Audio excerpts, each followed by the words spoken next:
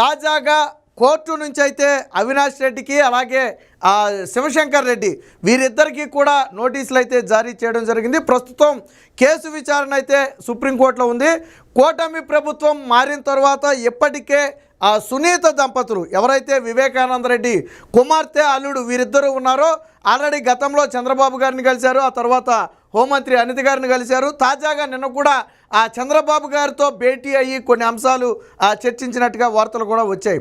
అయితే అసలు విషయం ఏంటంటే సునీత అవినాష్ రెడ్డి బెయిల్ రద్దు చేయాలి, ఆయన ప్రస్తుతం బెయిల్ మీద తిరుగుతున్నాడు. ఇదే సందర్భంలో శివశంకర్ రెడ్డి అతని బెయిల్ కూడా రద్దు చేయాలని చెప్పి సుప్రీంకోర్టులో ఒక పిటిషన్ అయితే వేయటం జరిగింది.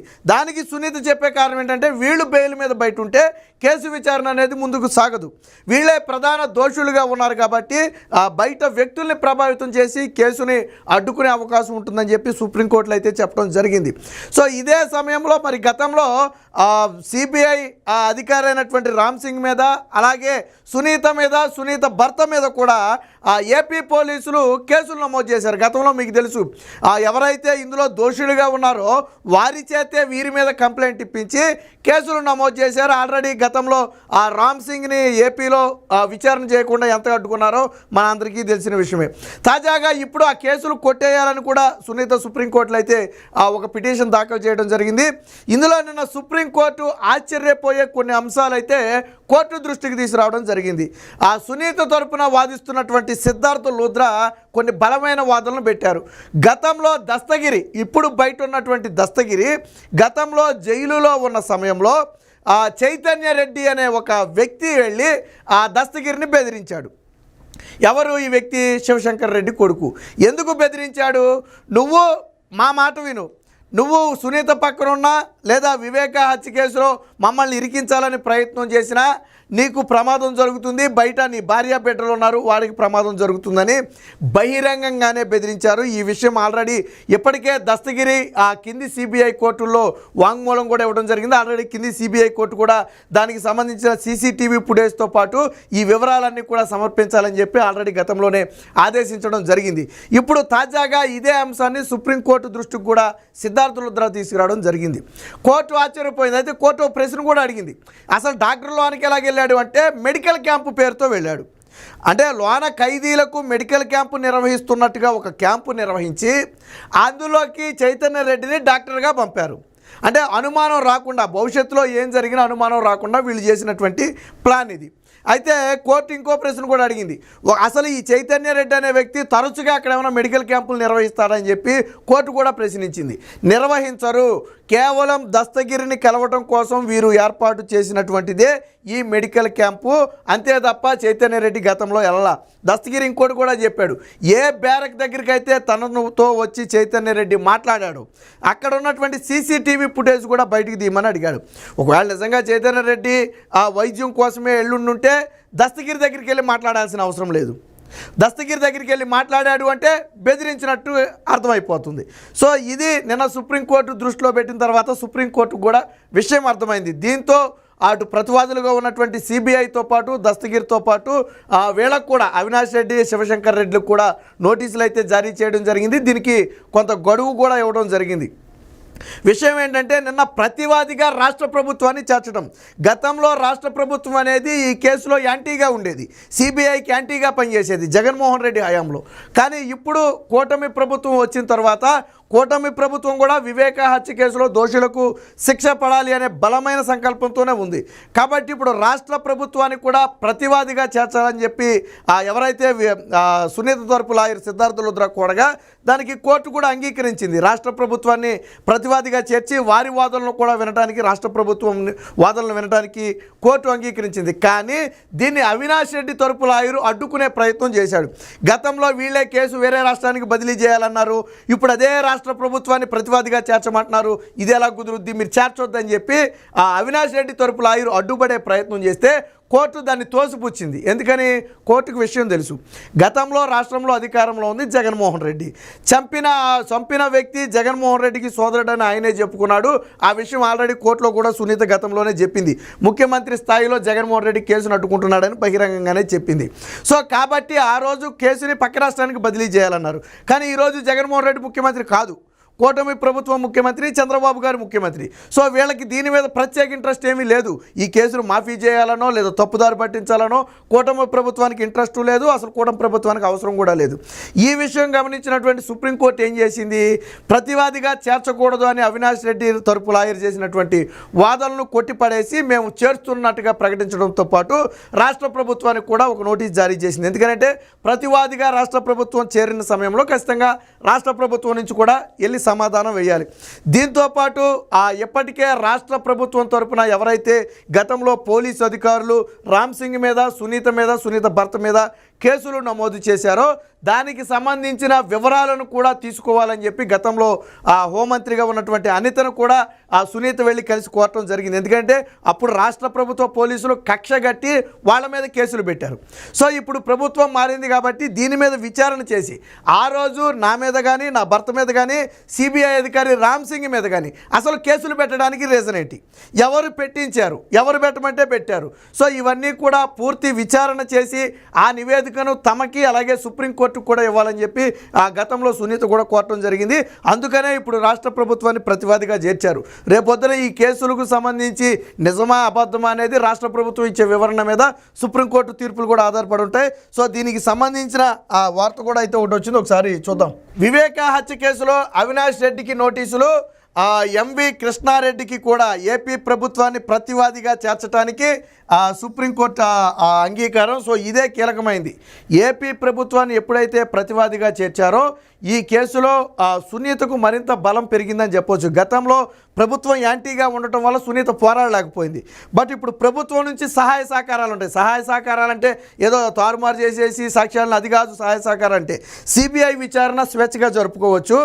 ఎవరైతే అవినాష్ రెడ్డితో పాటు ఇతర నిందితులు ఉన్నారో వారిని విచారణ చేయడానికి కానీ అవసరమైతే వారిని అరెస్టు చేయడానికి కానీ సిబిఐకి పూర్తి స్వేచ్ఛ ఉంటుంది.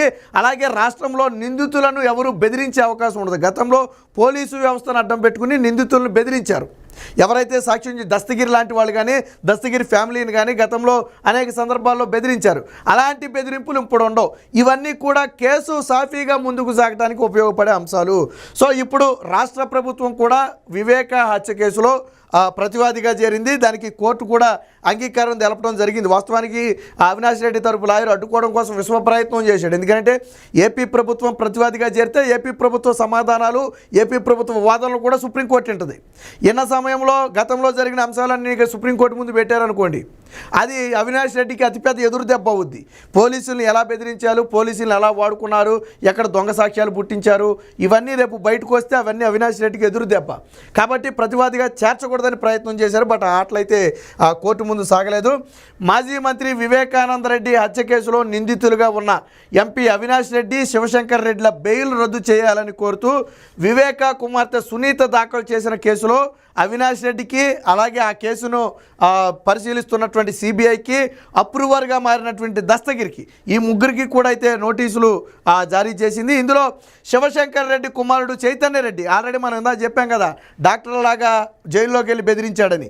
ఆ వ్యక్తి ఎవరయ్యా అంటే శివశంకర్ రెడ్డికి సొంతగా కొడుకు, థర్డ్ పార్టీ నుంచి వచ్చిన వ్యక్తి ఏం కాదు. ఆల్రెడీ వివేక హత్య కేసులో కీలక నిందితుల్లో ఒకటిగా ఉన్నటువంటి శివశంకర్ రెడ్డి కొడుకే ఈ చైతన్య రెడ్డి.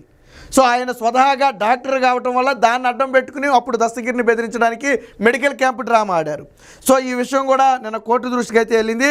శివశంకర్ రెడ్డి కుమారుడు చైతన్య రెడ్డి జైలుకి వెళ్ళి అప్రూవర్గా మారినటువంటి దస్తగిరిని బెదిరించిన కేసులో ఏపీ ప్రభుత్వాన్ని ప్రతివాదిగా చేర్చాలన్న సునీత విజ్ఞప్తిని కోర్టు పరిగణలోకి తీసుకుని రాష్ట్ర ప్రభుత్వానికి నోటీసులు ఇచ్చింది. సో ఇదే అవినాష్ రెడ్డికి అతిపెద్ద ఎదురు దెబ్బ కాబోతుంది.